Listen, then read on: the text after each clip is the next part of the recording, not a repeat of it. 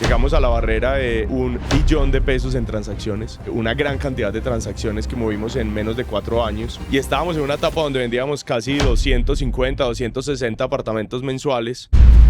Entonces nos equivocamos mucho, nos empezamos a debilitar y empezamos a tomar malas decisiones hasta que llegó el momento donde nos quedamos sin plata, nos quedamos sin negocio y ya no veíamos más opciones de cómo salir adelante y tomamos la decisión de cerrar Vecindario. ¿Cuáles crees que fueron los errores más importantes que pudiste haber evitado que llevaron a la caída de tu empresa? Primero, ese es un proceso absolutamente doloroso. Empecé a escribir cuáles fueron todas mis cagadas. Escribí como 100 errores que cometí. Y si yo pudiera resumir algunos de esos, para mí uno de los más importantes es cerrar una compañía bien cerrada es muy costoso. ¿Se puede saber el monto de cuánto valió cerrar Vecindario? Creo que más de millones de pesos. Y es que cuando estamos emprendiendo, nosotros creemos que tenemos superpoderes. Los emprendedores vemos plata en todo. Y eso es una condición de la mayoría de los emprendedores. Uno dice, madre, si yo hago esto, me gano tanta plata, y hago esto, me gano tanta plata, sumo las dos cantidades de dinero y eso es un montón de plata. Y no, porque uno siente como que la hiperconcentración en solo trabajar es la que uno le va a dar respuestas y muchas veces no. Muchas veces lo que estás haciendo es que te estás destruyendo la cabeza para tomar buenas decisiones. Está en un momento donde posiblemente pueda perder la vida.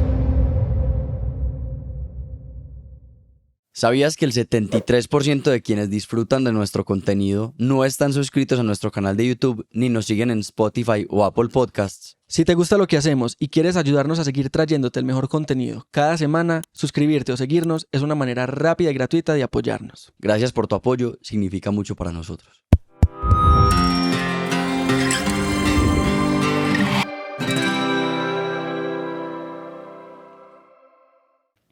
Hola, nosotros somos David y Dani y el de Instinto de hoy es Felipe Restrepo, ex CEO de Vecindario y co-founder.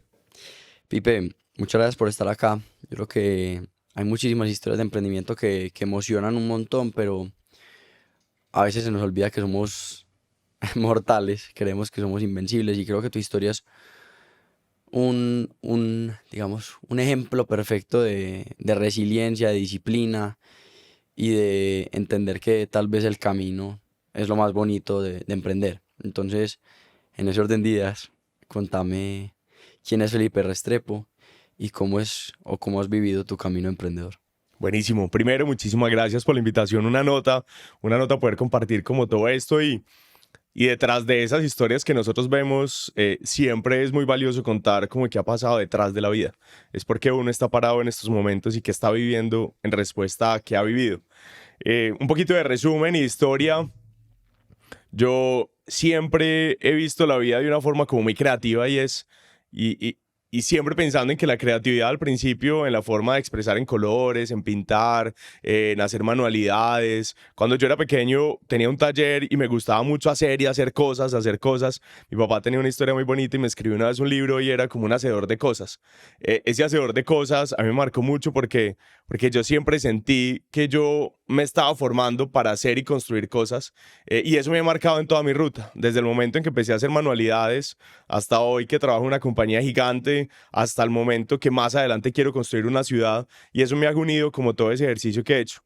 De resumen, yo cuando estaba súper peladito creé una escuela de plastilina para enseñarle a la gente, a los más peladitos que yo, a hacer manualidades. Después creé una de artesanías, que era manillas. Empiezo con las ganas de crear una estructura, de hacer como un multinivel o una red de vendedores. Entonces ahí empiezo a crear como una estructura cuando tenía como 14, 13 años.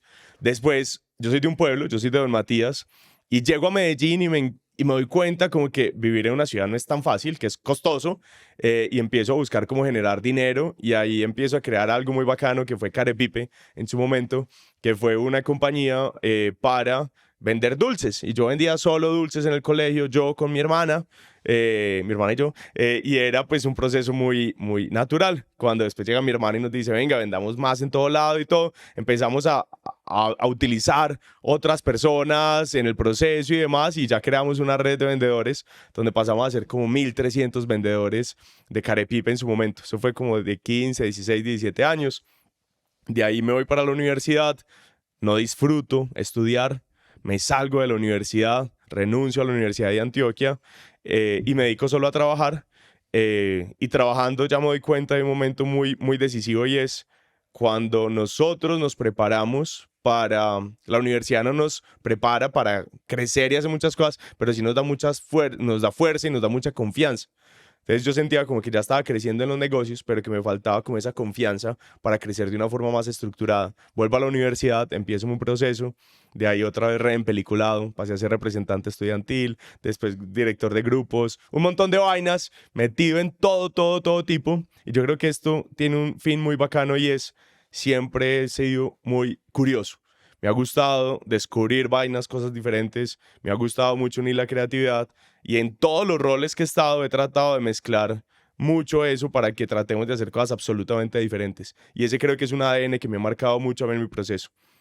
De ahí de la universidad paso a crear una agencia. La agencia fue Aula Creativo, una agencia que amé con todo mi corazón y que creamos una vaina súper bonita. Era una agencia cuando eso apenas estaba empezando a hablar de digital y ahí creamos una compañía para hablar de social media, de redes sociales, de e-commerce y fue una compañía que nos permitió hacer muchas cosas en su momento. Creció bastante, éramos un equipo de alrededor de 45, 50 personas y después se nos metió a la terquedad de crear algo mucho más grande, mucho más escalable, que es parte de lo que vamos a hablar ahorita de Vecindario y ha sido una experiencia muy loca que ya cerramos Vecindario, pero tiene una historia súper interesante, lo que aprendimos y vivimos.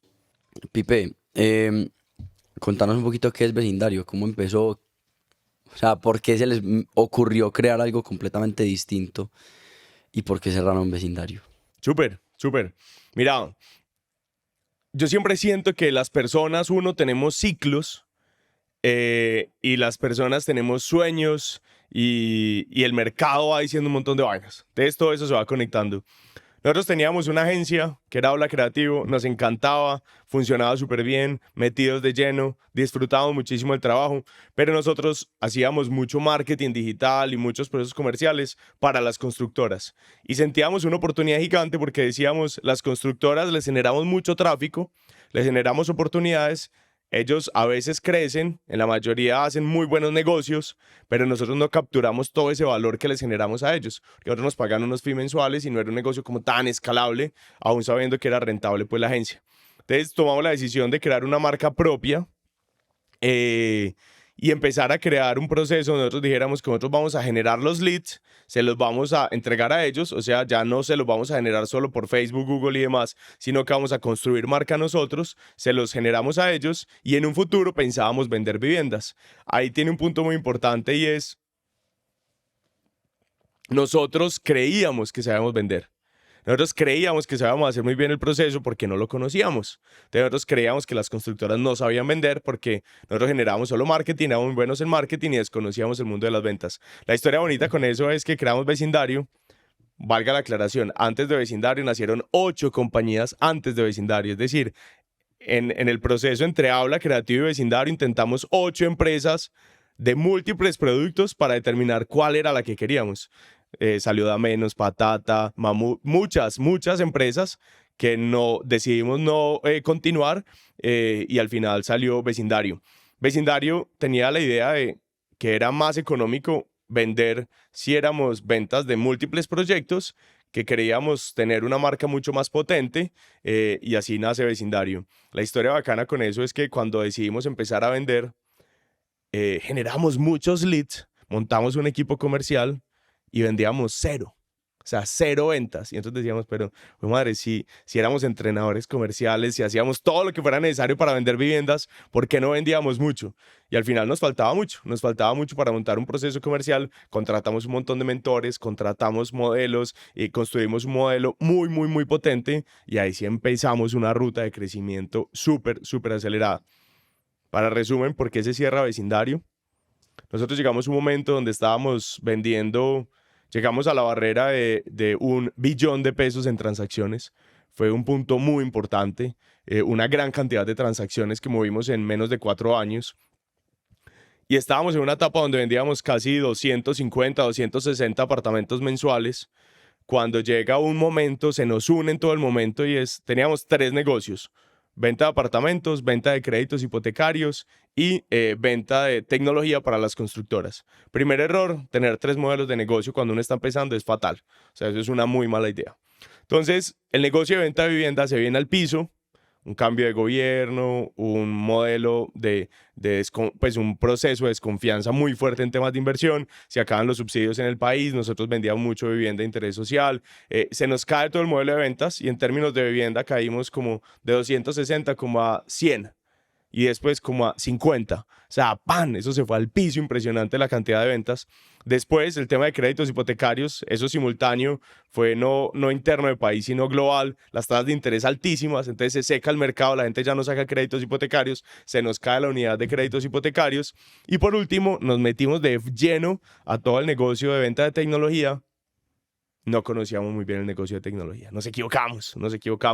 Sabíamos crear tecnología para nosotros, pero no crear producto de tecnología para vender. Entonces nos equivocamos mucho y eso vino con un debilitamiento de todo el equipo de dirección, mío, de mi socio, de mi financiera, de todos. Nos empezamos a debilitar y empezamos a tomar malas decisiones. Empezamos a ver el mundo más cerrado, e intentamos muchas vainas y nos empezamos a cerrar, hasta que llegó el momento donde nos quedamos sin plata, nos quedamos sin negocio, el mercado estaba muy patas arriba y ya no veíamos más opciones de cómo salir adelante y tomamos la decisión de cerrar vecindario. Pipe, hay algo muy interesante de ustedes y es que pasaron por Y Combinator, también pasaron por Rockstar. ¿Por qué decidir tomar una ruta de lógica de crecimiento como de venture capital y de capital de capital de riesgo, para los que no saben qué es venture capital, cuando venías de un negocio bootstrap que era rentable? O sea, ¿cuál fue el momento en el que vos dijiste, me quiero ir por esta ruta y crecer hiperacelerado? Yo creo que uno como emprendedor es muy terco. Lo racional de esa estructura es muy difícil de entender muchas veces, pero yo creo que es un afán de uno como emprendedor romper barreras y de crecer y crecer y crecer. Para poner un poquito de ejemplo, nosotros en Habla era una compañía que vendía alrededor de 5.000 millones y podía generar siempre utilidades. Todos los años generábamos utilidades y era una compañía muy buena. O sea, era solo de Cami mía principalmente. Teníamos un equipo bacano, toda la estructura y demás.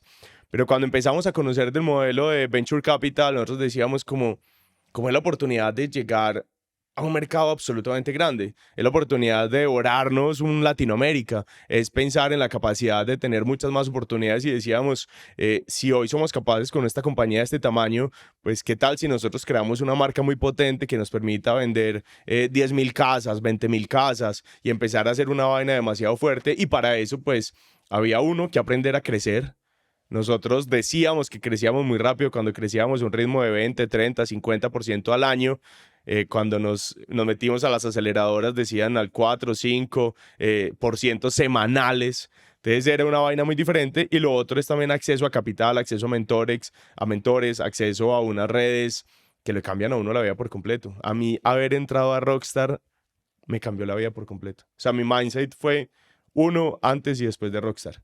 El paso por Y Combinator, al ser después de una aceleradora, pues fue diferente. También me cambió muchas cosas, pero lo que fue Rockstar, que fue primero, fue para mí ver una vida absolutamente diferente como emprendedor.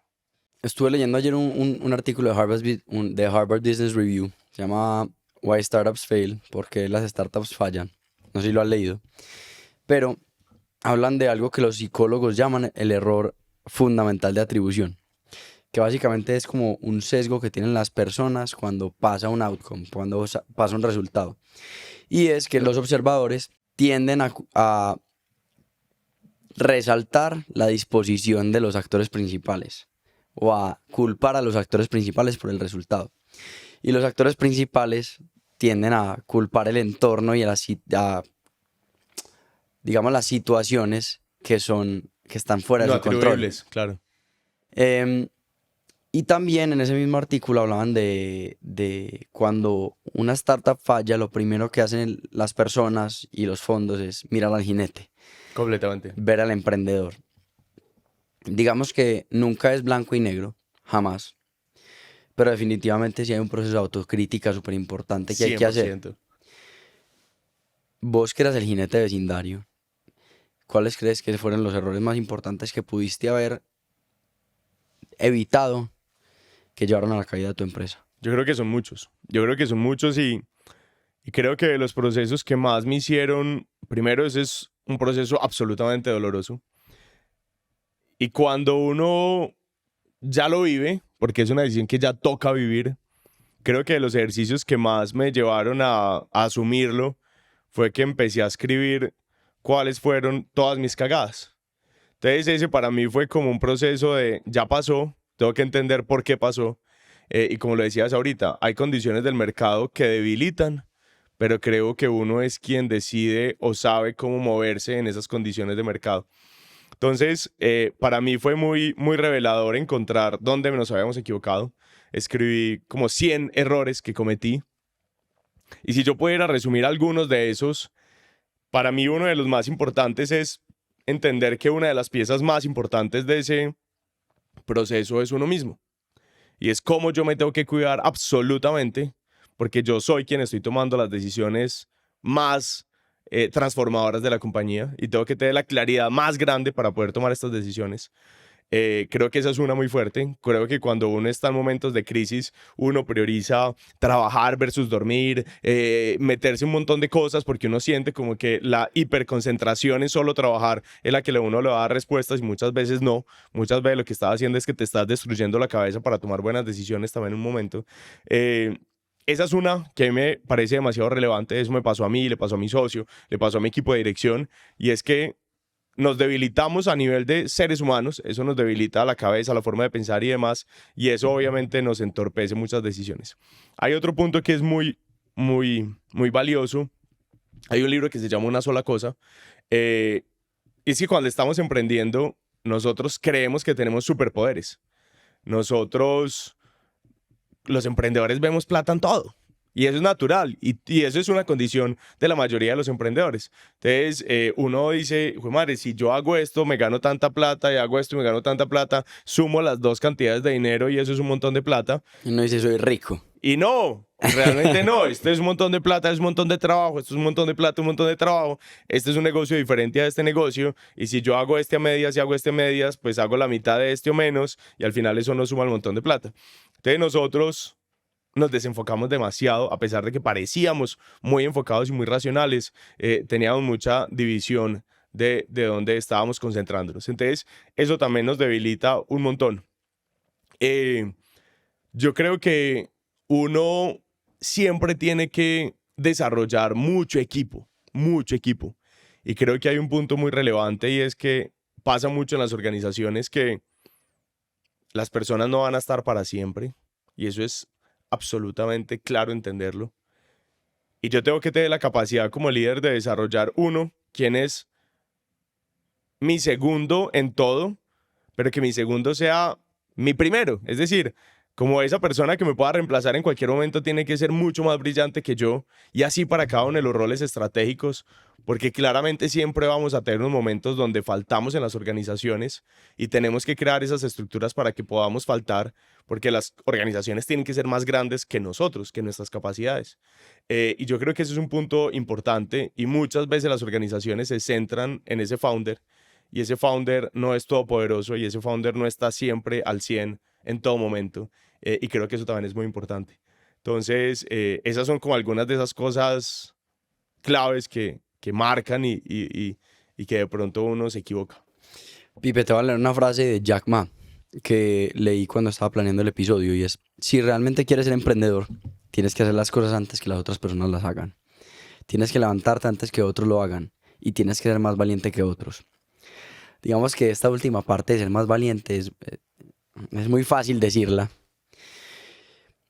pero en el momento que se avecinaba el cierre de vecindario, cuando vos ya sabías que era inminente, ¿cómo mantuviste la valentía para intentar hasta el final cuando ya no había nada para hacer? O sea, ¿qué pasó por tu cabeza el día que decidiste cerrar el vecindario? Yo creo que uno vive como muchos estados. Yo creo que uno tiene muchos estados en ese momento, y ese primero no fue un proceso emocional de un único día. Nosotros veníamos en un proceso donde habíamos llorado un montón. Yo me acuerdo un día muy grande, muy importante. Todavía teníamos un equipo muy grande, estábamos en la oficina. Siempre las oficinas de nosotros eran de vidrios, pues todo era visible. y estábamos Cami y yo sentados rayando en un tablero y dele, y éramos pensando y pensando. En un momento se nos salen las lágrimas y éramos dele y dele buscando, y nos reuníamos y buscábamos, y afuera estaba el equipo y entra Moni, la que era mi directora de People, y me dice: Pipe, necesito que se vayan de la oficina. El equipo no puede percibir esto que está pasando en este momento. Ustedes no están bien, y claramente eso es importante, pero no le podemos transmitir eso al equipo. Entonces, ese fue un momento súper importante para mí, lo que sentía el equipo, no puedan sentir esa angustia también por nosotros. Y bueno, ahí, eso fue un momento fuerte. Más adelante teníamos varias conversaciones. Otro momento para mí duro fue, yo dije, voy a rearmar mi vida, y con eso vamos a tomar decisiones también de la compañía que necesitamos. Y yo me acuerdo que hice una lista, creo que eran como 10, 15 alternativas, y es: voy a enumerar todas las opciones que podamos tener y vamos a hacerle un análisis de alternativas a todas las que existan, a todas, desde cerrar, abrir, salirnos, movernos de país, cambiar, despedirme a mí como gerente, hace un montón de vainas, todo lo que pueda existir. Entonces cambiamos jugamos todas las fichas, y yo dije, voy a pensar estas ideas por ahí 1 o 2 semanas para ver qué es una buena o mala decisión. Y eso empieza ya ese racional a tomar eso. Cuando literal una vez me siento con Cami y los dos nos miramos con los ojos ya casi encharcados, que era como nuestra naturaleza en el último mes, y decimos: cierto que ya no va más, ya no aguantamos más. Y los dos de una coincidimos que ya no va más, que ya no aguantamos más. Y dijimos: no tomemos la decisión hoy, esperemos también otros como 3 días para que estemos completamente seguros. Y empezamos lo oficializamos. Contratamos una firma de abogados, y ese momento fue absolutamente triste. El día que nosotros dijimos: empieza el proceso de cierre. Empieza el proceso de cierre, fue muy triste, y yo siempre me metí en la cabeza. Yo no reuní a mi equipo de dirección y yo les dije: yo quiero que ustedes estén conmigo, y yo les prometo que cuando sienta que vamos a tener que cerrar hasta cumplir el 100% de las obligaciones, yo voy a tomar esa decisión. Yo voy a tomar esa decisión racionalmente. Fue una reunión que tuvimos los 4 directores, y yo en ese momento dije: vamos con toda. Y cuando yo ya sentía que ya iba a ser ese momento, dije: ya me toca hacerlo. Y fue durísimo, durísimo, pero también me metí algo en la cabeza, y es: yo quiero hacer retos grandes toda la vida. Y si quiero hacer retos grandes toda la vida, tengo que aprender cómo se siente ese proceso de cerrar una compañía, y cómo se siente ese proceso de enfrentar eso maluco que yo no quiero volver a vivir, eso maluco que yo no quisiera que volviera a pasarme. Y eso fue horrible. O sea, yo renté no pagamos, pedí prestado una oficina a mi cuñado para reunir a mi equipo anterior, pues al equipo, para llamar a todos los inversionistas, darle la cara, explicarle lo que había pasado. Y era muy loco porque yo entraba a un espacio, llamaba a un inversionista, salía, lloraba, llamaba al otro inversionista, salía desesperado, angustiado, y volvía, y eso era llamábamos al equipo por partes, no, eso era horrible, horrible, pero al final era como: jueputa, tengo que vivir ese momento porque hay que asumirlo, y cuando uno emprende, el 90 y punta por ciento de probabilidades es que eso va a pasar. Hay que luchar para que ese otro menos del 10% sea absolutamente diferente, y la historia sea muy diferente. Pipe, todo el mundo habla de la importancia de tener conversaciones difíciles, pero yo creo que vos has tenido las conversaciones más difíciles que puede tener un emprendedor. Una de ellas siendo las conversaciones con inversionistas. Hablas de que entrabas a las conversaciones y después salías llorando, pero ¿cómo abordaste esas conversaciones cuando le estás diciendo a alguien que había confiado en ti que el proyecto en el que había confiado iba a morir? Yo quisiera ir un poquitico atrás, y las conversaciones más difíciles empiezan con uno mismo. Y es uno no tragarse las conversaciones o las cosas que uno tiene que pensar para uno. Segundo, para las personas que están cerquita de la vida de uno. Cuando vos estás en un proceso, eso es muy importante, hablar con la familia, con el novio, con las personas que están cerquita. Cuando yo me empiezo a quebrar, yo reúno a mi novio y le digo: ven, yo voy a vivir este proceso. De una llamo a mi familia, a mis hermanos, a mis papás, y les digo: a partir de mañana empiezo un proceso de cierre, me quebré y necesito esto, voy a vivir esto, tengo problemas en esto, este es mi riesgo legal, este es mi riesgo de acá, esto me está pasando, todo esto. Y entonces es muy importante. ¿Por qué? Porque es que esas personas están en el día a día contigo, y cuando las personas no entienden, no te van a acompañar. Y no hay que esperar nada diferente de ellos, porque es otras cosas, pero es muy importante que tú seas absolutamente transparente con lo que estás viviendo y con las personas que están cerquita de tu vida. Eso para mí fue fundamental. ¿Y cómo lo vivieron ellos? Luego de que les dijiste todo. Yo creo que fue muy bonito. Yo creo que fue lo más bonito de, pues, a pesar de que este fue un proceso horrible, el contar con las personas que uno más quiere fue impresionante. Yo tuve como 5 amigos que fueron, o sea, literal, una amiga me llevaba flores a la casa, otra amiga se iba a amanecer a mi casa porque sabía que estaba mal, y esas personas son las que uno siente como hijo de madre, son cosas demasiado potentes porque uno está en un momento de debilidad demasiado fuerte.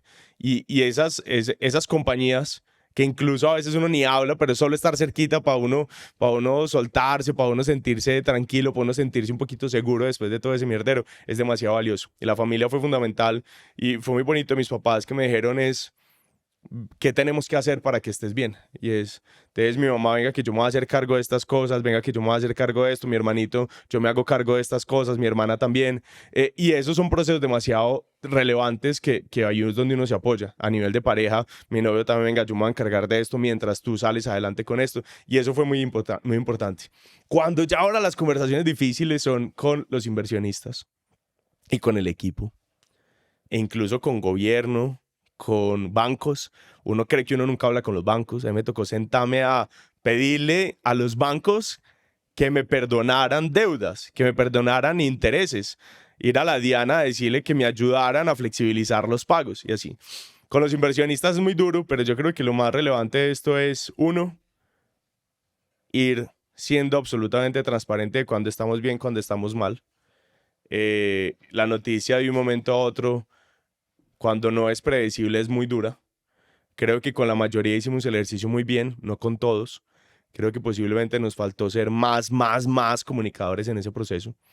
Pero cuando tuvimos conversaciones relevantes con cada uno y cuando yo los llamé a cada uno, o con algunos fue presencial, fue hablar absolutamente transparente. Transparente. Y es, me pasó esto, no fui capaz con esto. El mercado pasó esto, tomé estas decisiones buenas, malas, lo que fuera, intenté esto y hoy la realidad es esta. Y teniendo también todas las respuestas posibles a la mano, no todas estaban, pero muchas. Entonces ellos me decían, ¿y qué va a pasar con esto? Yo ya hablé con los abogados y este es el riesgo. ¿Qué va a pasar con esto? Yo ya hice esta liquidación y esto es lo que nos espera. Entonces esas reuniones fueron importantes y si yo te digo algo, fueron posiblemente las reuniones que más aprendí. Nunca voy a olvidar uno de los inversionistas que fui ahí donde él, era una reunión física, acá en Medellín. Voy a la oficina de él y le digo, necesito que hablemos. No le dije la razón. Y me dijo, veámonos ahorita. Voy a la oficina de él. Empezamos a conversar y me dice, venga, vámonos para un parque. Nos fuimos para un parquecito. Le conté toda la historia. Y me da la mano y me dice, como, ya estás listo para hacer negocios más grandes. Ya has aprendido un montón de cosas. Y eso me sorprendió mucho porque él había perdido ya un montón de plata conmigo. Pero él era emprendedor y él sabía lo que estaba pasando. Y esa fue una conversación con él. Nos quedamos en ese parquecito en una banca, por ahí 2-3 horas. Y fue creo que una de las mentorías más valiosas que yo he tenido en mi vida. Y eso pasó con otros 3-4 emprendedores, inversionistas. Otro emprendedor me dijo, yo ya quiero que usted, cuando vaya a montar otra compañía, voy a estar ahí. El día que él me dijo eso, estábamos en un restaurante almorzando y se me salieron las lágrimas. Y yo lloraba, yo decía, pero fue madre, como si le acabo de decir que usted acaba de perder un montón de plata y todo esto. Y también los fondos o los inversionistas entienden muchas de esas cosas. Entonces fue un proceso tan bonito. Otros me trataron mal, otros me estresaron y no pude dormir y bueno, muchas vainas súper duras, pero al final dije, lo tengo que asumir y lo tengo que hacer. Lo tengo que enfrentar y lo tengo que vivir y fue un proceso que había que hacer. No podíamos evadir. Era una obligación que teníamos y desde el día que yo emprendí, yo dije, yo voy a ir a levantar plata y en el momento de que no fueron las cosas, pues hay que ir a hablar con ellos de todo. Me intriga mucho saber qué aprendiste en esa mentoría de la banca, del parque. ¿Cuáles fueron esas lecciones principales con las que te quedaste? Yo creo que la más valiosa fue pensar a futuro, no en el corto plazo. Puntualmente él me explicó cómo había construido riqueza. Y uno de los puntos que me había dicho es como yo no pienso en el hoy, yo siempre pienso en a futuro. Y con él fue muy bacano porque él comparte también el sueño mío de crear una ciudad. La diferencia es que él ya tiene los lotes para crear la ciudad. Eh, y conversábamos sobre eso y él me decía como desde que yo estaba joven, yo soñaba vivir estas cosas y soñaba tener estas cosas y la ruta que yo hice para que eso pasara fue esto.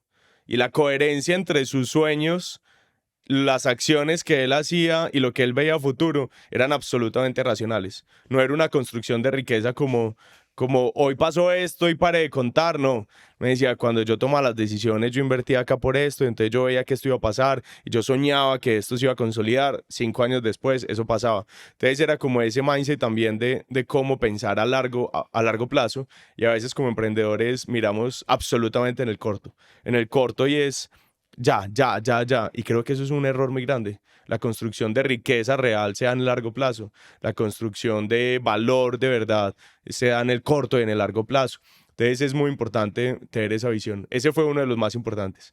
Lo otro que él me pareció muy relevante y es devolverme la confianza en mí como emprendedor.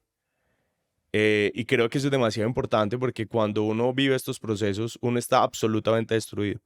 Yo hoy en el rol que tengo, no me siento con la total confianza. Quisiera hoy tener la confianza que tenía hace un año cuando era gerente.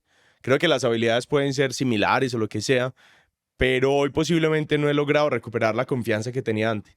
Y si yo no recupero esa confianza, no tengo las mismas fuerzas para tomar decisiones, para enfrentar, para hacer nuevos retos. Y creo que es muy importante uno acelerar ese proceso de confiar en uno, de recuperar esa confianza, de estar fuerte para seguir la ruta. Eso me pareció súper lindo de esa reunión con él. Hay una cosa súper importante que vos resaltás y es la importancia de los mentores, más allá de los inversionistas o lo que sea. Y aprovecho a tocar este tema por el inversionista que me contaste que te dio una de las mentorías más importantes que tuviste. Cuando vos pasas por estos momentos difíciles, cualquier cosa que te digan te puede hacer sentir o muy bien o muy mal. Total. Eso es literalmente, como dice la frase en inglés, it can make or break you. Punto. En esos momentos difíciles, ¿cuáles fueron los consejos que quizás te salvaron la vida? Literal, literal. Mira, para hablar un poquitico de eso de mentores antes de los consejos, y es, yo creo que uno siempre tiene que ser muy responsable de elegir a quién escuchar y a quién buscar. Porque cualquiera que esté al lado tuyo va a querer opinar y va a querer participar, porque obviamente te quieren, pero encontrar a quién quieres escuchar en cada momento es súper, súper, súper relevante. Yo tengo un mentor que quiero mucho, que es un gerente grande de una compañía y ha sido muy valioso porque él siempre me ha acompañado como en los procesos, no solo de crecer una compañía, sino de disfrutar, entender y ser presente ante lo que estoy viviendo y ser muy consciente de lo que estoy haciendo. Entonces es muy bacano porque cada reunión con él no solo me pregunta cómo iba vecindario, cómo están las cosas, todo eso es, y cómo estás vos, y cómo vas vos, y cómo te sentís, y cómo están la energía, y cómo están esas cosas. Entonces es demasiado valioso como que ser consciente de que lo más importante es uno para poder, vuelve y juega lo de ahorita, para poder tomar esas decisiones, para poder estar frente a ese proceso. Entonces siempre era importante eso. Lo otro es un inversionista nuestro, de las personas que admiro y quiero, eh, era poner los pies en la tierra y decir, ok, ¿cuáles son las probabilidades de esto? Y es, pensemos qué va a pasar si todo se va al carajo, y es cuando todo se pierde, venga, analicemos el después de. Entonces, venga, analicemos porque hay una opción y eso puede pasar. Entonces, a veces cuando uno está emprendedor, uno no entiende que hay otras opciones. Y es, venga, que esta es una alternativa. Y esto se me devuelve porque él una vez me buscó y él estaba estresado y demás y dijimos, rayemos las opciones para ver qué está pasando y entendamos qué tan grave es. Cuando las rayamos dijimos, es cero grave y es demasiado obvio. Y él me coge en ese momento y me dice, venga, escribamos las opciones a ver qué está pasando. Escribimos las opciones y dijimos, si esto pasa, ¿cuál es tu impacto? Si esto pasa, ¿cuál es tu impacto? Y al final, la vida no se acaba. Que yo lo digo y parece muy simple, pero muchos emprendedores viven una vida horrible. A mí me llamaron, estos días hace un tiempo hice un podcast que fue muy sensible. Y me llamaron muchos emprendedores, alrededor de 60 emprendedores. Y muchos de esos en situaciones absolutamente delicadas. Uno puntualmente hablamos todo un fin de semana porque estaba en un momento donde posiblemente podía perder la vida. O sea, era una vaina súper loca. ¿Por qué? Porque a veces nosotros sentimos que lo único que tenemos en la vida es ese proceso empresarial y descuidamos la vida de nosotros. Y en esas conversaciones me pareció demasiado relevante entender que la vida no finaliza cuando acaba la empresa y que hay muchas más cosas que uno puede hacer para reconstruir la vida de uno, y la empresa se puede reconstruir o no, pero la vida de nosotros sí se puede reconstruir. Entonces creo que esos mentores me pareció demasiado relevantes en ese momento de fortalecer mucho la parte personal. Ya hablando de negocios, yo tengo algo que me gusta mucho, y es yo siempre trato de buscar gente con la que pueda compartir ideas, y trato de almorzar cada semana o cada cierto tiempo para poder conocer nuevas personas. Y eso es generar valor compartido. Y es, venga, sentémonos a hablar, hablar, hablar, y ahí han salido lecciones demasiado importantes, demasiado, demasiado poderosas. Pipe, vos dijiste que cuando uno no desea nada, no persigue nada. Y fue justo, creo que en el podcast que decías que hiciste. Cuando se acabó Vecindario, vos precisamente tuviste ese momento donde te perdiste, donde no sabías qué seguía porque habías hecho de tu proyecto tu vida. Total. ¿Cómo fue ese proceso de reconexión con Felipe para definir nuevos sueños? Bacano. Cuando cierro Vecindario, intenté pues todos los mecanismos de todo para uno recuperarse espiritualmente, mental y todas esas vainas. Y hablando con una psicóloga, me hace un ejercicio bacano.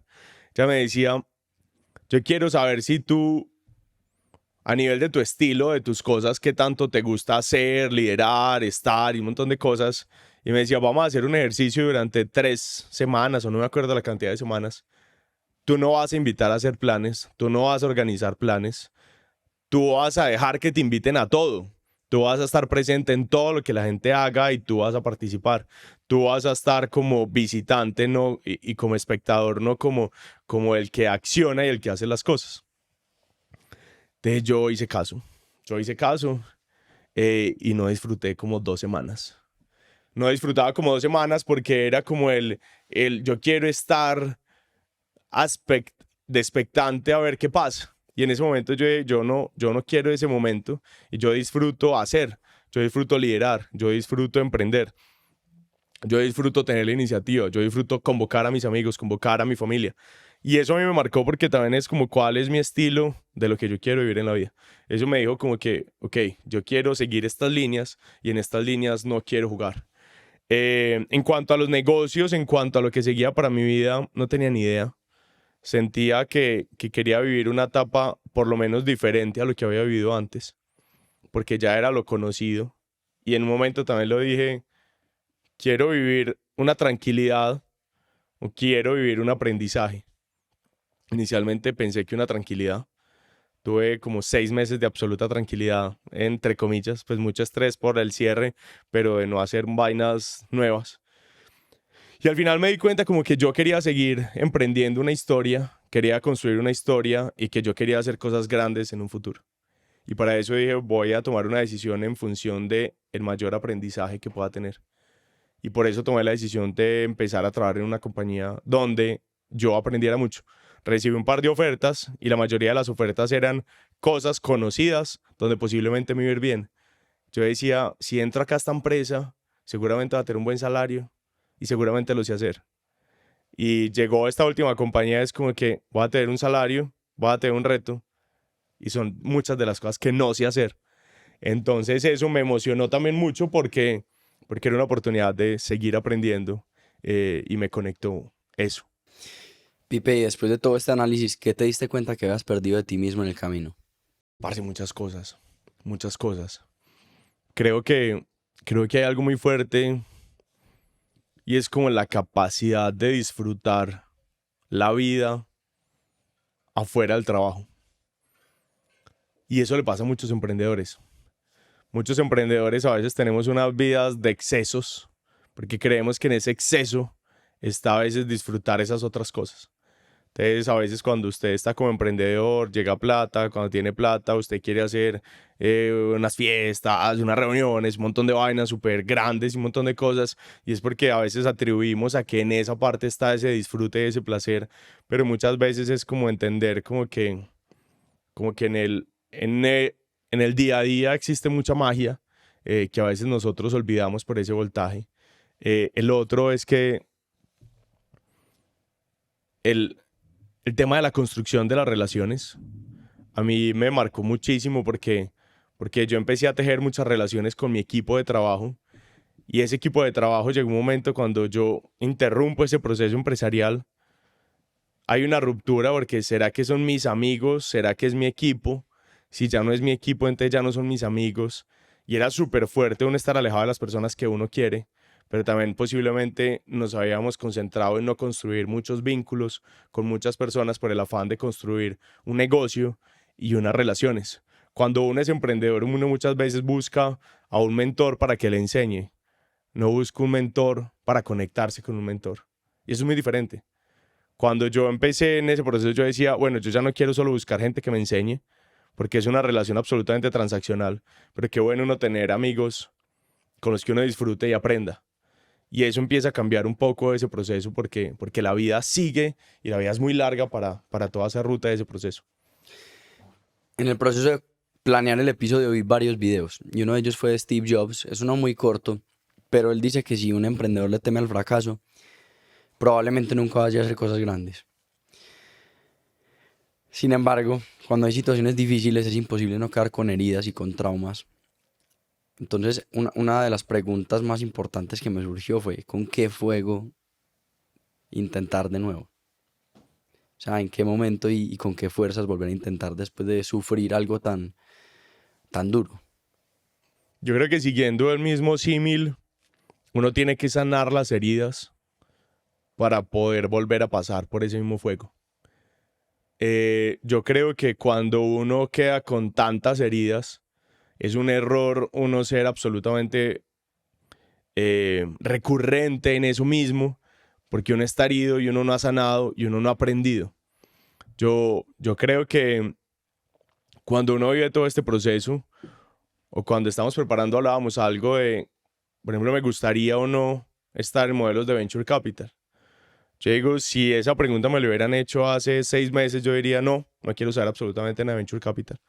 Pero cuando hoy tengo la capacidad de mirar un poco lo que ha sido el impacto después de haber recibido dineros de Venture Capital y haber vivido un proceso, es entender como que qué de eso hice muy mal, qué de eso sané y aprendí, y cómo tengo la capacidad hoy de tomar buenas decisiones, de entender de qué sí hubiera recibido de fondos, a quién no, cómo establecer eso. Entonces, para resumirte, yo creo que hoy yo jugaría en un espacio donde sienta la capacidad de haber sanado, porque si no creo que voy a estar con más rencor, con más debilidad, con más miedo y demás. Y lo otro es, uno cuando es emprendedor, creo que lo que más juega es a la gestión del riesgo. Creo que uno todo el día, yo estos días le decía al equipo jurídico de Avi, como, ustedes me tienen que frenar a mí porque a veces juego con mucho riesgo. Y es porque yo veo que todo es posible. Entonces, cuando todo es posible, es cómo somos capaces de mover y hacer las cosas, pero es hasta donde uno también va entendiendo que hay que ir cubriendo, que hay que ir estando más seguro. Lo que sí es que yo creo que siempre uno tiene que ser consciente de entender que hay una posibilidad, que las cosas se van al piso, que esa es una alternativa y que en esa alternativa incluso hay que saber jugar. Saber cerrar una compañía es lo que nunca te enseñan. Es decir, uno encuentra miles de influencers, cómo crecer, cómo abrir, cómo vender más, cómo abrir operaciones en Estados Unidos, en México, yo no sé qué. Uno no entiende contenidos, cómo cerrar tu compañía, cómo fortalecer cuando está en un proceso de cierre. No, esa literatura no existe casi nunca. Y todo ese proceso hay que tenerlo en cuenta porque uno tiene que saber cómo comportarse en una crecida y una bajada para poder moverse, porque eso es parte de lo que uno va a vivir. ¿Y cómo fue ese proceso de cierre? O sea, ¿cuál fue el paso a paso y de pronto qué te sorprendió que tenías que hacer cuando estabas cerrando la compañía que como nadie te dice, te sorprendió y te revolcó? Primero, eso es absolutamente costoso. Cerrar una compañía bien cerrada es muy costoso. Primero porque obviamente pues hay que despedir un equipo. Despedir un equipo bien despedido legalmente es carísimo y hay que hacerlo. Segundo, ¿Se puede saber el monto de cuánto valió cerrar vecindario? creo que más de 2.000 millones de pesos el proceso de cierre. ¿Por qué? Porque si uno tiene proveedores recurrentes, pues hay que liquidar proveedores. Después, si uno tiene un montón de contratos con vigencias, hay que cerrar un montón de contratos. Liquidar contratos es una locura. El tema de impuestos es una vaina loca. Cuando uno está en un proceso de crecimiento, uno tiene varias estructuras jurídicas. Entonces, nosotros teníamos una compañía en Caimán, una en Estados Unidos, una en Colombia. Cerrar todo eso es costoso. Los abogados son muy costosos, muy costosos. Todos los procesos de negociaciones con los bancos, hay que hacer un proceso muy relevante. Entonces, como que todo ese proceso de liquidación era complicado. Para mí fue duro porque uno ya no tiene la emoción. Mm. Y es muy diferente cuando a uno le dicen como, bueno, vamos a abrir una compañía en Caimán y uno es bien, vamos a hacer esto, me voy para Estados Unidos a abrir los bancos en Estados Unidos, todo eso. Cuando uno está mal, sin plata y es como que tiene que ir a Estados Unidos a cerrar bancos y uno es, ¿por qué? Tiene que ir a yo no sé qué, ¿por qué? Uno tiene que ir a la DIAN a negociar. Entonces, hay un montón de cosas diferentes. Entonces, primero hay una ruta muy grande y es tener unos abogados impresionantes, es lo más valioso. Después, ser absolutamente organizado en la comunicación. Yo creo que en eso fallamos en algunos momentos. Para que te hagas una idea, el abogado de nosotros me mandó un correo en la citación como liquidación vecindario. Y yo no le había dicho nada a mi equipo. Todavía era un secreto. Y él me citó y me puso eso en el correo electrónico cuando obviamente mi agenda es abierta porque todo el equipo me podía agendar y demás.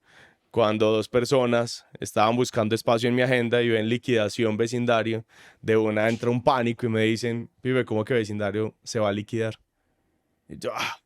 Y claro, yo había hecho todo un tema pues, de control de comunicaciones, de un montón de vainas, y no, el abogado no le dije que estaba haciendo eso, él no sabía que mi agenda era disponible, puso ese titular, le pareció muy relevante, puso un contenido del correo electrónico y obviamente las personas se dieron cuenta de eso, ¡bah! De eso creó una crisis, un montón de cosas, un incendio, el hijo de madre, todo eso. El proceso de anunciarle a todas las personas es muy delicado porque vos tenés que manejar mucha incertidumbre con cada grupo de personas. Entonces, ¿a quién le dirías primero? ¿A los clientes o a los colaboradores? Si le decís a los colaboradores, se van a ir y se deben de ir porque ya no hay más plata, pero a los clientes no los puedes embalar. Pero si le decís primero a los clientes le van a decir a los colaboradores y sería muy mala la comunicación. Si le decís a los inversionistas, ¿cómo?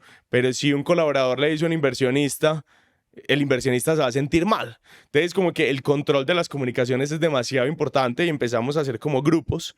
Y era como, bueno, a las 8 de la mañana vamos a hablar con los colaboradores, vamos a pactar esto, vamos a hacer esto. Después, a las tantas, tenemos que hablar con los fondos de inversión. Después, bueno, se viene un montón de vainas. El otro reto muy grande, y es que tú puedes cerrar hoy y decir, ya todo se fue al piso y de malas. Pero la forma responsable es, venga que todo se fue al piso, pero yo quiero ayudarle a mi equipo a que consiga trabajo. Entonces, ¿qué tenemos que hacer para que eso pase bien?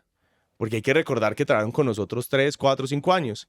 Después, venga que a los clientes los estamos dejando tirados y no les podemos decir mañana se acabó el servicio y pare de contar. Entonces, ¿cómo hacemos una transferencia? ¿Cómo les damos herramientas? ¿Cómo les damos recursos? ¿Cómo les damos capacidades para que no se embalen? A nuestros inversionistas, pues el proceso sí es más simple, pero también cómo acompañamos esa parte legal para que ellos no vayan a tener impacto. Entonces, como que hay un montón de situaciones que uno tiene que cubrir en ese proceso y tiene que estar muy seguro, muy fuerte para poder vivirlo y claramente uno no lo está. Pipe, y uno dice, bueno, se estaban quebrando, ¿con qué plata pagar esos 2.000 millones de pesos que vale cerrar la empresa? Total, muy buena pregunta. Yo no sé si esto era lo bueno o lo malo. Vecindario tenía un punto importante, era nosotros hoy vendíamos y lo que nosotros hoy vendíamos nosotros recaudábamos la caja 12 meses después, cuando los proyectos inmobiliarios cumplían punto de equilibrio. Entonces nosotros hoy asumíamos una plata que teníamos de inversionistas, una plata del revenue normal que generábamos, más una caja que eran cuentas por cobrar a clientes.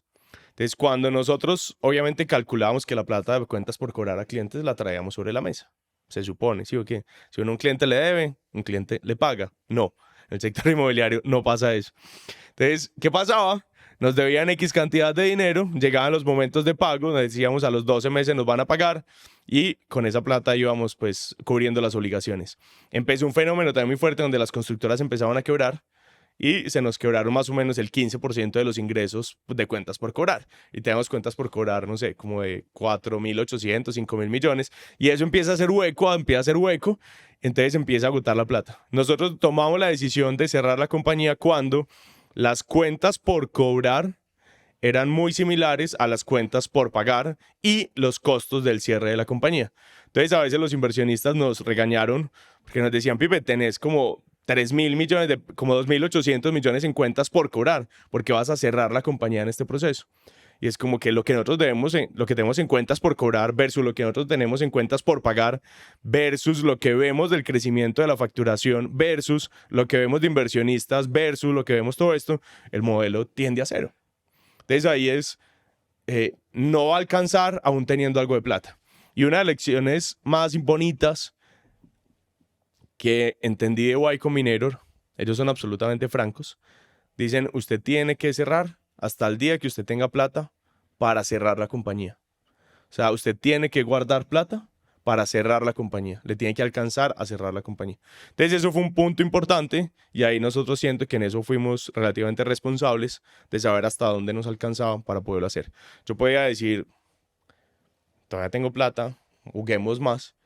Y si las cosas no daban, no hubiera tenido para pagarle a bancos. Imagínate uno con deudas de 1.000 y punta de millones a bancos. Sí, porque ya si quiebras uno, no la empresa.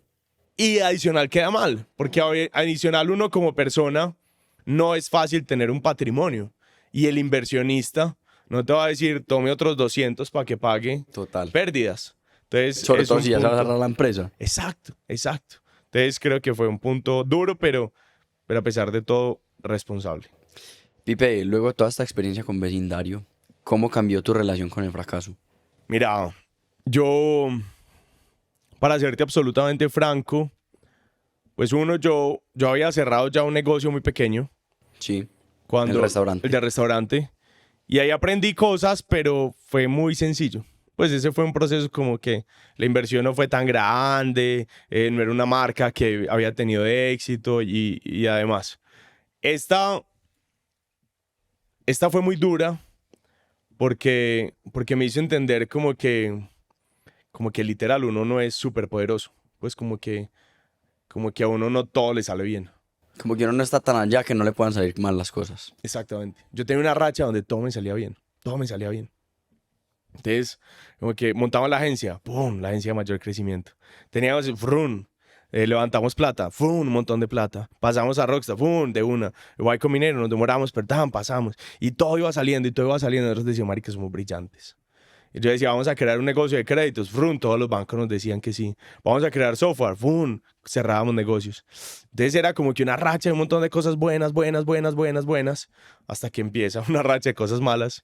Y eso al final te dices como, madre, somos personas que claramente nos vamos a equivocar y hay que asumir que tenemos que hacer las cosas bien. Hay que entender que el fracaso es una de las probabilidades. Pero ante esto está la opción de uno destruirse completamente o aprender mucho. Creo que a mí me dio muy duro entenderlo, pero entendí que cuando las cosas no salen bien es porque no estamos absolutamente preparados. Nos falta madurar mucho, nos falta entender mucho, nos falta escuchar más, nos falta entender que todavía no estamos listos.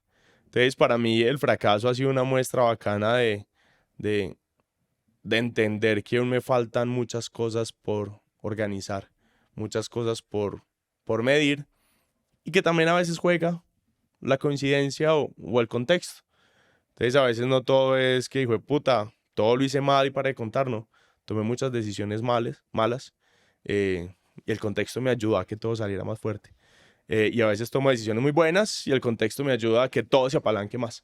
Y en ocasiones así tomas decisiones malas, puede que el contexto ayude para que salgan bien. O sea, como que no, el emprendedor no es un superhéroe. Total. O sea, no todo recae en él. Obviamente hay decisiones difíciles que sí hacen que una compañía se quiebre. pero, o sea, nos cargamos de un peso que tal vez no tenemos la relevancia en algunas decisiones para dictaminar el éxito o el fracaso de una compañía. Completamente, completamente. Pipe, a mí hay algo que me parece muy interesante y es que dicen que el ecosistema de Estados Unidos es muy diferente al de acá, sobre todo por la forma en la que ellos ven el fracaso. Y me pareció muy interesante cuando vos contabas, cuando llamaste a Y Combinator, y ese enfoque pragmático que tenían hacia el cierre de la compañía. Bueno, básicamente te dijeron, listo, Pipe, vea llave, si usted no ve salida, es hora de cerrar la compañía y empezar de nuevo. Luego de ver las dos perspectivas, de vivir lo que te dijo Y Combinator, que es, digamos, un enfoque americano y una visión de Estados Unidos hacia el fracaso, ¿cómo puedes compararlo con lo que viviste aquí en Latinoamérica y cómo vemos el fracaso acá, los emprendedores? Yo creo que nosotros, entendemos en el corto plazo. Latinoamérica todo el tiempo está pensando en el corto plazo y en el punto individual. Y eso está muy alineado a esa parte y es, ok, hoy fue vecindario, cerramos vecindario y eso es todo lo que conocemos. Y eso fue todo lo máximo. Un inversionista de Estados Unidos piensa, yo ya te conocí, pagué $30,000 por conocerte. Cuando vos decidas invertir, yo ya invertí $30,000 en vos, entonces yo ya sé que lo que vos hagas siguiente va a ser posiblemente más grande. Entonces él pagó por conocer y ya después conoce algo diferente. El inversionista de acá es, yo ya pagué, yo ya perdí. Entonces, por ejemplo, ahí hay una diferencia demasiado grande. En Y Combinator dicen, cuando usted entra como emprendedor, usted puede cerrar la compañía, pero usted sigue siendo emprendedor, porque ellos saben que el que sigue siendo emprendedor quiere volver a crear otra compañía. Entonces, si esta no le dio, sigue la otra, pare de contar. Y no va a cometer los mismos errores. Exacto, usted ya aprendió, usted ya tiene una base y ya sigue. Entonces es como que un escalón. El escalón es, la empresa posiblemente se acabó, pero lo que sigue es muy grande e incluso uno sigue arrastrando todo el mismo ecosistema. Entonces acá a veces no pensamos en eso y eso lo viví con un inversionista de acá que me dio muy duro. Un inversionista mío me dio súper duro en el proceso porque él no quería que yo cerrara, pero después de eso me llama, me invita a desayunar y me dice, bueno, ya acá fallamos, ¿qué sigue? ¿Cómo vamos a montar la siguiente? Entonces ahí estaba en pensar no solo en el corto, sino en el largo plazo, y él sabe que si él llegara a invertir en este mismo proceso, posiblemente la incertidumbre puede ser menor. No es que no vaya a haber incertidumbre, No, puede siempre ser hay menor. incertidumbre. Entonces, como que eso a mí me deja unos contextos muy claros y de si nosotros pensamos y la alineación está al pensar en el futuro, es muy diferente la decisión. Y lo otro es que nosotros también como emprendedor pensamos en el corto plazo. Entonces nosotros mismos decimos como se me acabó la vida, se me acabó la empresa.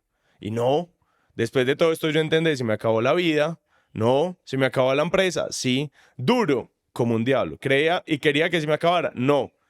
Yo 6 meses después todavía decía, ¿y si la vuelvo y si la abro? ¿Y si la vuelvo y si la abro? Y al final de cuentas, no, ya pasó. Lo que sí es que mi proceso tiene que seguir y en ese proceso que va a seguir, vamos a ver qué sigue más adelante. Pipe, no puedo ahondar mucho en este tema, pero una de las razones por las cuales el artículo de Harvard dice que los startups fallan es por algo que llaman buenas ideas, malas compañías. Good ideas, bad fellows. Quiero hacerte solamente una pregunta relacionada a esto, porque me parece interesante verlo. Después de vivir el cierre de vecindario, sobre todo con inversionistas y bajo la lógica de Venture Capital, ¿cómo escogerías tus nuevos inversionistas para proyectos futuros? ¿Qué tendrías en cuenta? Súper, súper. Hay algo muy relevante y es cuando uno se da cuenta de cómo funciona el dinero en el mundo, se da cuenta que el dinero es mucho y hay mucho. Mucho. Pues son cifras absurdas que uno no dimensiona. Yo decía como, "Jue madre, hay gente que tiene mucho dinero". Yo tuve la oportunidad de reunirme con muchos fondos y me decían, Pipe, mi ticket mínimo son $100 millones. Y yo decía, $100 millones, ¿qué? un ticket mínimo. Y yo, "Jue madre". Después con otros, mi ticket mínimo son 2, 3 millones. Cuando yo hablaba con los banqueros grandes, me decían, bueno, nosotros te gerenciamos después de que tú tengas $5 millones en esto. Entonces, se abren un montón de oportunidades y con eso me di cuenta es, El dinero existe, el dinero es demasiado probable, el dinero se puede conseguir. Ahora, quien que tenga ese dinero me sirve a mí y cómo hay una alineación y yo cómo le sirvo a él. Entonces, lo primero muy importante es entender que tanto el inversionista tiene una tesis de inversión y el emprendedor tiene una tesis de lo que quiere de su compañía. Yo como emprendedor no debo cambiar mi tesis en función de lo que el que tenga la plata. Y el que tenga la plata no me puede cambiar mi tesis. ¿Por qué? Porque vamos a estar desalineados completamente. Entonces es muy claro, hay fondos que dicen, yo soy un fondo que invierto en software as a service y que yo busco esto y que yo espero hacer un éxito después cuando la compañía está en estos rangos y demás. Si yo como emprendedor, mi modelo no es ese, yo para qué voy a formar mi negocio, para qué vaya a hacer eso, si yo no sé hacer eso, yo no quiero hacer un éxito en ese momento, no hay alineación. Él tiene plata, yo quiero plata. Esa es una partecita de la alineación, no toda la alineación. Entonces yo con esto diría y es como que tiene que existir alineación entre el fondo y lo que yo quiero como persona. Segundo, esto puede ser muy poco profesional para algunas personas, pero para mí es absolutamente necesario. Quienes lideran el fondo o el equipo del fondo versus el equipo emprendedor tienen que tener alineación de principios o de personas. ¿Qué quiere decir eso? Vos puedes estar alineado en un fondo con su tesis de inversión y demás, pero si quien te lidera a vos dentro del fondo y es la persona que posiblemente va a estar en tu junta, tú no compartes esos principios, esa visión, es un socio que te va a estorbar toda la vida. Entonces ahí es muy importante y muchas veces no nos enfocamos en eso. ¿Por qué? Porque un due diligence va enfocado muchas veces a cuánta plata tiene. Números. Y uno se vuelve monetario, es usted cuánta plata tiene, usted cuánto invierte, cómo es su proceso de inversión y demás. Y también falta eso, usted quién es, usted qué ha hecho y usted cómo es y todo eso. Entonces yo, por ejemplo, me enfocaba mucho, yo invitaba a tomar café a los fondos, salía a tomar cerveza con ellos, porque me gustaba conocer también más a profundidad esa parte. Entonces eso es muy relevante. Lo otro es, principalmente cuando uno está empezando, recibir plata de personas que nunca han invertido es súper riesgoso. Yo diría que ese es un red flag muy importante. ¿Por qué? Porque quien no ha invertido no tiene una disposición al riesgo similar a la que tiene un emprendimiento. ¿Por qué? Porque es un patrimonio con el que tiene que vivir. Si usted juega con el patrimonio de lo que le va a dar la educación a los hijos, pues ya usted tiene una presión muy diferente. Y ese no es la plata para invertir en Venture Capital. La plata en Venture Capital son diferentes a la plata con la que usted vive. Entonces es muy importante entender eso y principalmente en los primeros procesos de emprendimiento. Y lo otro, con los vínculos más cercanos. En Vecindario, nosotros creamos un fondo de ex empleados de la agencia para invertir en vecindario. Y ese era de los fondos que más me causaba estrés a mí. Porque yo decía, como es la plata de mis amigos. O sea, es la plata de las personas que han creído toda la vida en mí, yo cómo les va a quedar mal y eso va a fallar y todo eso. Entonces esos fondos de la familia, de los amigos son súper delicados porque crean otra estructura muy, muy, muy diferente. Al final de cuentas uno tiene que entender que por un lado están las relaciones familiares, de amigos y demás, y por otro lado están esas otras relaciones. Entonces yo creo que eso es parte de lo fundamental en elegir de dónde invertir en Venture Capital. Y lo otro, no todo es Venture Capital. Yo a veces le hago mucho las preguntas a los emprendedores cuando me dicen, hey, yo quiero que me revises este deck, yo quiero que me conectes con inversionistas. ¿Y usted para qué quiere este inversionista? Para que me dé plata, ok. Y usted ya sabe cómo funciona el inversionista. Y usted sabe cómo el inversionista va a recuperar la plata suya. Que el inversionista le pone $1.000.000. Y usted sabe el qué espera de ese $1.000.000. No, pues que yo crezca. Pero ¿cuándo? ¿Usted qué va a hacer? ¿Usted cuándo va a hacer una IPO? ¿Usted qué sigue? ¿Usted sabe usted cómo va a manejar sus finanzas personales cuando él invierta? Recuerde que es que usted no va a sacar utilidades, usted va a crecer la compañía. Entonces esa alineación es muy importante. Pipe, luego de pasar por eso que ningún emprendedor quiere vivir, ¿qué aprendiste de tu carácter y de ti mismo en ese camino? O sea, ¿qué te sorprendió de vos, de pronto la templanza? ¿Qué descubriste nuevo en ese proceso? Parce, buena pregunta. Yo creo que yo no sé si es la palabra, pero hay que estar como más tranquilo, más sereno en el proceso y hay que entender que ese estrés tan berraco y esa velocidad tan berraca que uno tiene cuando uno es emprendedor no sirve para nada en ese momento, ni en la mayoría de los momentos. Yo después de todo esto me di cuenta como que la vida es absolutamente valiosa. A mí me operaron del corazón. Entonces yo en ese momento también entendía como, "Uy, madre, con un minuto de estar mal es un minuto fatal, fatal". Entonces cuando yo estoy en la compañía, a veces mi hermana me molesta y me dice, ¿usted cómo vive con ese estrés? Yo le digo, a veces ya no es estrés, pues porque es el día a día.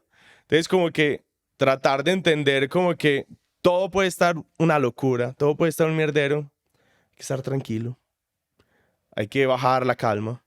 Hay un libro muy bonito que es de la biografía del silencio y es métase al profundo, profundo, profundo del océano y no navegue solo en el revolcatín, sino en el profundo, profundo y se va a dar cuenta que todo es más lindo, está la raíz, está todo, funciona mejor. Entonces es como que cálmese un poco y desde el calmarse un poco empecemos a actuar más inteligente, más racional y demás. Entonces a mí me pasa mucho a veces como que a veces estamos en unos caos, puta, estamos mal en ventas, que yo no sé qué. Yo, bueno, está bien. ¿Qué vamos a hacer? ¿Cómo lo vamos a hacer? Con los inversionistas, todo mal, que yo no sé qué, demandas, que yo no sé qué, procesos. Bueno, ¿cuántas son? ¿Cuáles? ¿Qué tiene? Vamos a sacarlas. Y eso creo que es muy bueno, porque eso le baja a uno tanta carga y eso le alivia a uno el corazón, le alivia el estómago, le hace vivir mejor y propicia también uno una vida mejor. No hay nada más maluco que todo el día uno estar molestando la vida a la gente y estando alterado y demás. Yo creo que eso me ha pasado. Y hoy yo siento que me tomo las cosas con la suficiente importancia, pero un poco más tranquilo, un poco más con calma. Para terminar ya esta sección que es un poquito más del emprendedor y de la persona, has dicho varias veces que de pronto no crees que ese afán y ese, digamos, esa, no sé si ambición, pero ambición es importante, pero ese afán no es necesario en ocasiones para crear compañías muy grandes. ¿Cuáles son algunos comportamientos que nosotros como emprendedores normalizamos que son más malos que buenos en el camino de crear una compañía grande? Súper. Yo creo que uno como emprendedores tenemos que trabajar muy duro, pero tenemos que entender que el parte del éxito de la persona está en cuidar a la persona. Y hay personas lo que necesitan. Es decir, yo por ejemplo determiné que si yo no duermo al menos 7 horas bien, yo no tomo buenas decisiones. Entonces cualquiera me puede decir, vive, hay que trabajar hasta las 11 de la noche. Yo ya sé que no me da, a mí no me da la capacidad para trabajar hasta y descansar lo suficiente y tomar buenas decisiones. Si eso pasa, yo al otro día tomo malas decisiones. Entonces, ¿qué es mejor? ¿Tomar decisiones al 100%, tomar decisiones al 80% con más tiempo? Yo prefiero al 100 con menos tiempo. Y el rol del emprendedor no es trabajar tanto, sino tomar decisiones absolutamente inteligentes y muy brillantes. Entonces es trabajar bastante, pero tomar decisiones más brillantes. Entonces, a veces es muy potente eso. Yo llego a muchos equipos, incluso lo veía en mi compañía, cuando tenemos 10 reuniones de 10 cosas, las 10 cosas son chiquitas. Cuando decimos vamos a hacer una muy buena cosa, vamos a hacer que esa sea la cosa, la campaña, la estrategia, la unidad de negocios, vamos a hacer que tomemos las decisiones a profundidad para que eso salga muy bueno, muy grande, y efectivamente eso sale muy bueno, muy grande, y todos enfocamos unos esfuerzos para que las cosas pasen. Entonces, como que esa parte es muy relevante de tener afanes también para eso. El otro afán es el afán del corto plazo. En una empresa uno tiene que crecer hoy, a la semana. Yo soy de una corriente donde yo no hablo en meses, sino en semanas. Entonces tenemos que medirnos por semanas, por semanas, por semanas. Y eso es importante, pero siempre hay que pensar es qué estoy haciendo hoy para esta semana para que a futuro mi compañía tenga sentido. Porque si no, nos quedamos resolviendo el día a día y eso no funciona. No hacemos nada estructuralmente bueno. Pipe, vamos para las preguntas rápidas. Entonces, va y ven. ¿Cuál es el mejor consejo que te han dado? Yo creo que el más importante es cuidarse uno mismo y creer mucho en uno mismo. ¿Cuál es un libro que te ha marcado? Una sola cosa, ¿Cuál es el principio que rige tu vida? como ser muy transparente en lo que uno siente y hace. ¿Cuál es tu definición de éxito? Disfrutar lo que uno realmente está construyendo. Pipe, estamos haciendo algo fuera de lo común y es que en las preguntas de seguidores vamos a dejar que el invitado escoja la pregunta. Súper. Entonces te vamos a mostrar las preguntas que hicieron y vos escoges cuál responder para que no me digan a mí que es que yo no estoy escogiendo las preguntas, sino que vayan y le digan a usted. Es que hicieron muchas, weón. Ahí vas subiendo, puedes scrollear y puedes ver varias. Yo creo que esta es muy clave y es ¿cuál es el secreto para vencer el miedo y crear un negocio desde cero? Yo creo que lo más importante es borrarnos de la cabeza que creamos un emprendimiento en función de la cantidad de dinero que nosotros queremos para nosotros. Cuando nosotros creamos solo una compañía para crear el dinero para nosotros mismos, no hay una visión absolutamente clara de eso. Cuando nosotros conectamos un montón de cosas de lo que nos encanta, de un vacío en el mercado del hijo de madre, de donde nosotros podemos generar valor, y nos empeliculamos por ese vacío en el mercado, y cuando sentimos que hay una ineficiencia grande, nosotros nos empeliculamos por suplir esa ineficiencia. Y si esa ineficiencia es lo suficientemente grande, lo suficientemente caótica, lo suficientemente enredada, es porque tiene mucho para entretenernos. Pero por el contrario, si yo veo una oportunidad de dinero donde me voy a ganar $1.000.000, o 2, o 10, empiezo acá y veo otra oportunidad de $20 millones, me muevo para acá. Y ahí es cuando yo no construyo algo de largo plazo, sino que me voy moviendo en función de la plata. Y en función de la plata no necesariamente se mueven los emprendedores, sino que se mueven los negociantes.